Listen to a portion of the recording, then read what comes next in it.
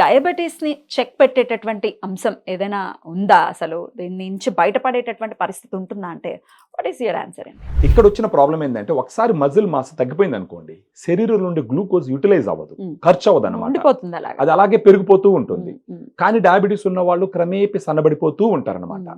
So ఇలాంటప్పుడు ఎన్ని tablets వాడినా కూడా టెంపరీగా ఆ గ్లూకోజ్ను కొంచెం కంట్రోల్ చేయడానికి ఉపయోగపడుతుందే తప్ప కొంచెం న్యాచురల్గా బాడీకి సపోర్ట్ చేసి ఈ డయాబెటీస్ని హ్యాండిల్ చేసేటటువంటి కెపాసిటీ ఉండదు. కానీ ఒక బెస్ట్ సప్లిమెంట్ అంటే సూటబుల్ సప్లిమెంట్, బ్యాలెన్స్డ్ సప్లిమెంట్ ఉండే విధంగా చూడాలి. ఆ కోవకు సంబంధించిందే డయాగ్రాండ్ అని చెప్పచ్చు. దీంట్లో 5 రకాల సోర్సెస్ తో కూడుకున్నటువంటి ప్రోటీన్ ఉంటుంది. వే, కెసిన్, సోయా, దాంతో పాటు green P, brown rice. Green P అంటే పచ్చిబట్టన. సో 5 రకాల సోర్సెస్ నుంచి వచ్చిన ప్రోటీన్ వల్ల అడ్వాంటేజ్ ఏంటంటే లీన్ మజిల్ మాస్ పెరుగుతుంది.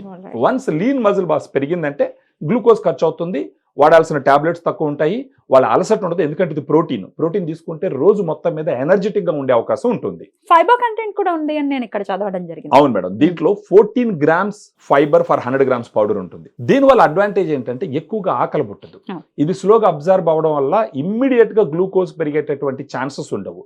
ఈ డైటరీ ఫైబర్ వల్ల ఏమవుతుందంటే ఆ రక్తనాళాలకి కొంత స్ట్రెంగ్త్ వస్తుంది, హార్ట్ హెల్త్ కూడా కొంచెం ఇంప్రూవ్ అవుతుంది.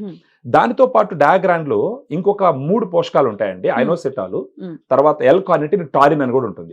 ఈ L-కార్నిటిన్, టారిన్ ముఖ్యంగా ఏం చేస్తుంది అంటే శరీరంలో ఉన్న ఫ్యాట్ ని బర్న్ చేసి వాళ్ళకి ఎనర్జీని ఇస్తుంది. యాక్చువల్ గా డయాబెటీస్ ఉన్న వాళ్ళల్లో ఫ్యాట్ కంటెంట్ ఎక్కువ ఉండకూడదు, మజిల్ కంటెంట్ ఉండొచ్చు. సో ఆ విధంగా ఎక్కువగా ఉన్న ఫ్యాట్ ని బర్న్ చేయడం వల్ల వాళ్ళ వెయిట్ రిడక్షన్ కూడా జరుగుతుంది.